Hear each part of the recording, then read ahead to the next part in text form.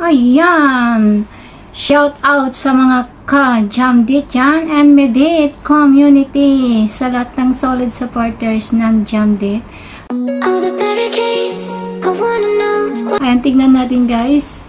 Ang pagbabalita ni Bonso Medet na kanilang mga project guys. Grabe, parang totoo. ABS-CBN News.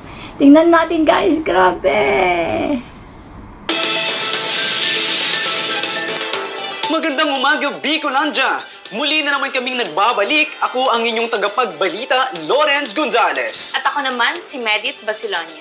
At narito tayo ngayon, dito lang yan sa Ligtas Ka Kung May Pakialam Ka. Isa ka ba sa mga nanluloko? O di kaya naman ay naranasan mo ng maloko? Ngayong umaga, ating tungayan ang ilan sa mga kwento ng ating mga biktima mula sa cybercrimes at online scams. Layunin nating matuto sa kanilang mga karanasan at maiwasan ang ganitong mga pangyayari. Salamat, Lawrence. At ngayon, atin namang pakinggan ang isa sa nakaranas ng investment scam. Ma'am, maaari niyo po bang maibahagi sa amin kung ano ang nangyari? Magandang umaga po. Magandang umaga din po. So, ang nangyari po ay na-scam ako sa isang investment sa Facebook. So, isa siyang ad sa Facebook na nagsasabi na dodoble yung tubo, syempre. So, ang nangyari po ay naakit ako at nag-invest ako ng malaking pera. At yung perang yung ininvest ko ay para sa pagnenegosyo ko. Kaso, ang nangyari ay nawala yung aking ininvest at wala rin naman ako nakuhang tubo. Po.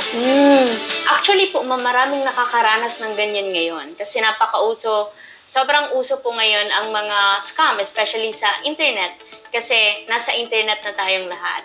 Nakakalungkot naman po, ma'am. Nasa panahon ngayon, marami ang nagiging biktima ng investment scam. Sa kagustuhan nating kumita, nire-risk natin na i-invest ang pera natin. Akala natin ay tutubo, yun pala ay mawawala. Ngayon naman po, ma'am, dahil sa naranasan nyo, ano naman po ang inyong natutunan? Well, para po sa akin, after nung nangyari, magdoble ingat po tayo sa pag-i-invest. Huwag masyadong magtiwala, lalo na sa mga nakikita online, lalo na sa Facebook. Pag masyado siyang, or yung sinasabi ngang too good to be true, huwag tayong basta-basta magtitiwala. Yun lang naman po ang masabi ko. Yun naman ang mahalaga, yung matuto tayo sa mga pagkakamaling nagagawa natin. Especially sa mga ganitong bagay. Maraming salamat po sa inyong pagkwento.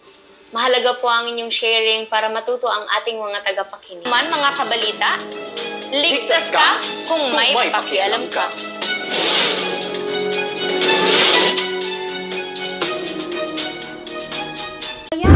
Na bagay talaga Medet ang newscaster ng ABS-CBN Medet Basilonia.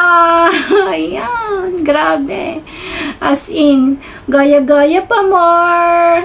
Sino yung makagaya yan? Medet lang makagagawa yan. San isalpak yan si Medet, talagang kayang-kaya guys. Ayan, Jamdit, si Medet Basilonia ay isa na siyang newscaster ng ABS-CBN.